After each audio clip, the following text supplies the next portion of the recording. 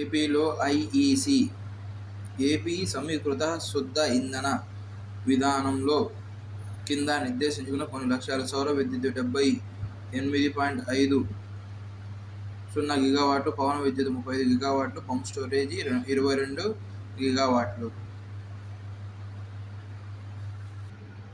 ఆయా దేశాల్లో ఆధునిక సాంకేతికతలపై పట్టు కలిగిన వారి సంఖ్య, కృత్రిమ మేధపై ప్రభుత్వాల పెట్టుబడులు, నైపుణ్య శిక్షణకు ఇస్తున్న ప్రాధాన్యం ఆధారంగా గ్లోబల్ స్కిల్ ర్యాంకులు కేటాయిస్తారు. 109 దేశాలతో కూడిన ఈ ఏడాది జాబితాలో ఇండియా 87వ స్థానంలో నిలిచింది. తొలి 16 ర్యాంకులు సాధించినవి ఏవంటే స్విట్జర్లాండ్, జపాన్, జర్మనీ. మొదటి 3 ర్యాంకులు.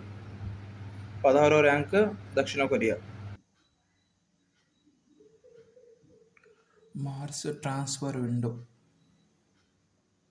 2026 విండోలో mission Mars SpaceX success అయితే 2028లో మానవ సహిత మిషన్.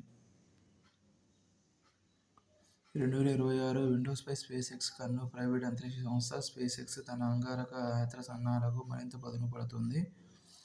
అంతా అనుకున్నట్టు జరిగితే 2026లో అంగారకునిపైకి మానవరహిత స్టార్షిప్ మిషన్ చేపట్టనున్నట్టు సంస్థ అధినేత ఎలాన్ మస్క్ ప్రకటించారు. ఆ ఏడాది ఎర్త్ మార్స్ ట్రాన్స్ఫర్ విండో సందర్భంగా ప్రయోగం ఉంటుందని వెల్లడించారు. అంతరిక్ష నౌక సజావుగా అరుణ గ్రహంపై దిగి తమ మిషన్ విజయవంతం అయితే మరో 2 ఏళ్లలో అంటే 2028 నాటికి మానవ సహిత అంగారక యాత్ర ఉంటుందని చెప్పారు. నాసా ఇతర అంతరిక్ష సంస్థలు కూడా 2026 విండో సంవత్సరం సందర్భంగా అంగారకునిపైకి మరింత అదనపు సామగ్రి తదితరాలను చేరవేసేందుకు ఇప్పటి నుంచే ప్రణాళికలు వేస్తున్నాయి.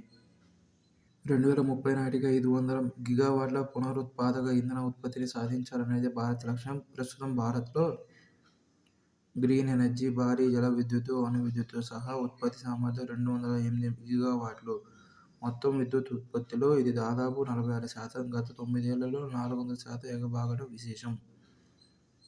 సౌర విద్యుత్ ఉత్పత్తి సామర్థ్యం గత 9 ఏళ్లలో 30 రెట్లు ఎగిసి 89.4 గిగావాట్లకు చేరింది. పవన విద్యుత్ సామర్థ్యం 2014 నుంచి ఇప్పటిదాకా రెట్టింపుకు పైగా ఎగిసి 47.19 గిగావాట్లకు చేరుకుంది. మరో ప్రతిష్ఠాత్మక ప్రాజెక్టుపై దృష్టి సారించిన ఇస్రో శాస్త్రవేత్తలు ఇప్పటికే 2 సార్లు మానవ రహిత ప్రయోగాలు. ఈ ఏడాది డిసెంబర్లో క్రూ మాడ్యూల్ ఎస్కేప్ సిస్టమ్ ప్రయోగించేందుకు ఏర్పాట్లు. 2025లో మానవ సహిత మిషన్కు సన్నాహాలు. ఇందుకోసం షార్లో ప్రత్యేకంగా కంట్రోల్ సెంటర్. 8,200 కిలోల మాడ్యూల్ బరువు కలిగిన క్రూ మాడ్యూల్ ఎస్కేప్ సిస్టమ్ను స్వదేశంలోకి ప్రయోగించేందుకు ఇస్రో శాస్త్రవేత్తలు తలమునకలై ఉన్నారు.